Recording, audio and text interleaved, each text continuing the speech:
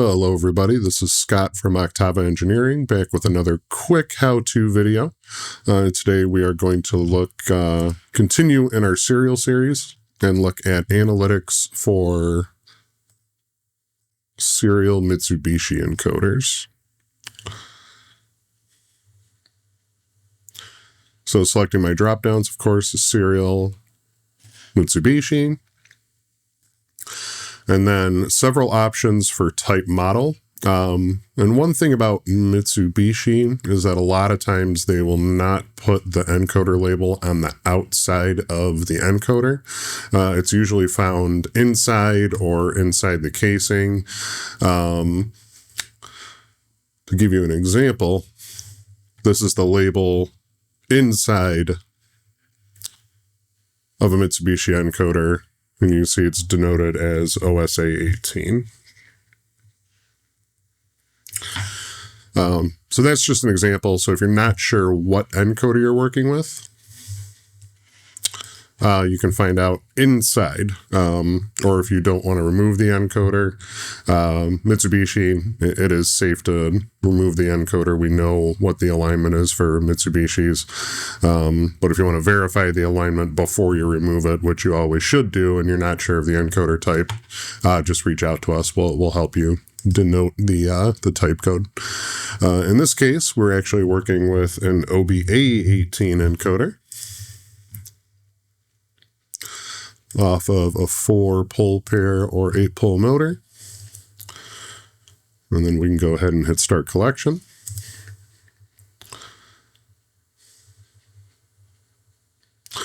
So just like FANUC and Yaskawa encoders, or serial encoders, this is a purely serial encoder, meaning we only have data and data not signals to analyze. You see my battery faulted out there for a moment.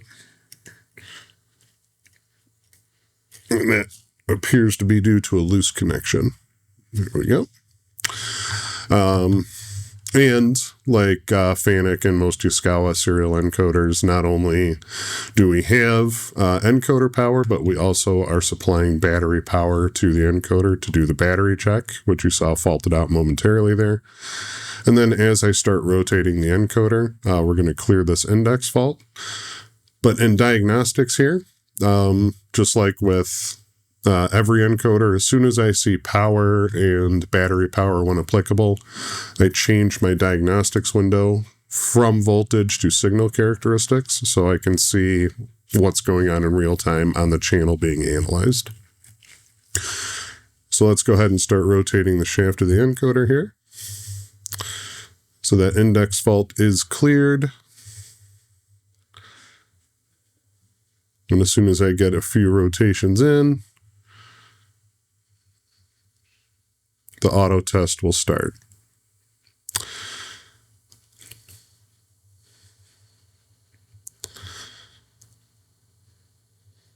All right. So right now, as you see grayed out in the data channel there, or in the channel selection area there, we're currently analyzing the data channel. Diagnostics window, the amplitude strength looks almost perfect, 99%. And my quick report is telling me the channel that's being analyzed, the data channel, the voltage is in range at 3.93 volts. Oh, and we're on the data net channel. No anomaly, no significant noise. And since I fixed my wiring harness here, that battery fault has not returned, so that's good.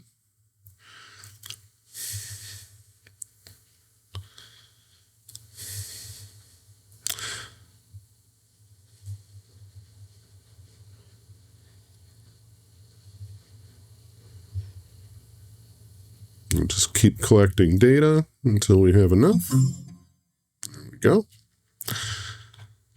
And then before you hit stop and generate the reports, if you wanted to, because now we're in scope mode, you can select both channels and compare the output signals to the oscilloscope, just to make sure they look nice and clean.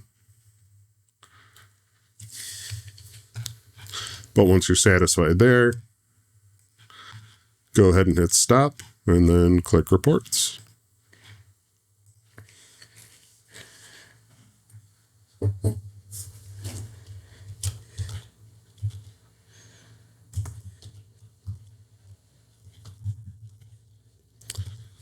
and fill out our report worksheet here.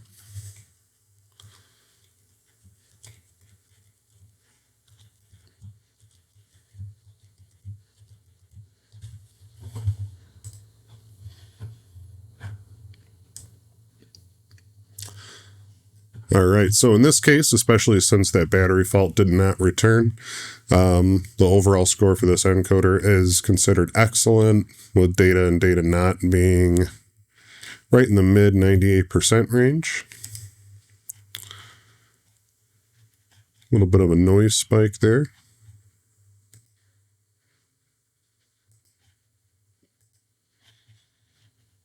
But not serious enough to cause any problems. So if you look at the data points, you see the noise average is kind of high on both the channels here.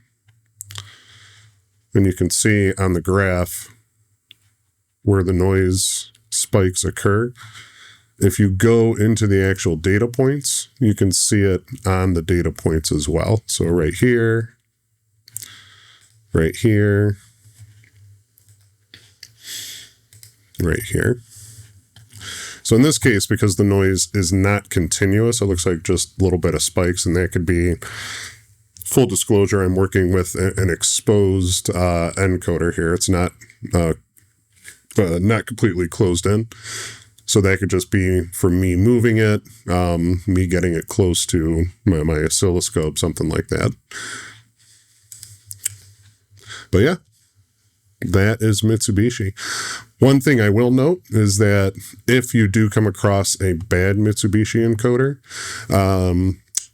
Mitsubishi encoders actually have motor data programmed into them that is proprietary to Mitsubishi. So if you have to replace the encoder, if it can't be repaired or cleaned or something like that, if it does have to be replaced, you do have to go to Mitsubishi to order a replacement programmed with the model or the motor model number that you're working on. So one thing to keep in mind if you do have to replace a Mitsubishi encoder.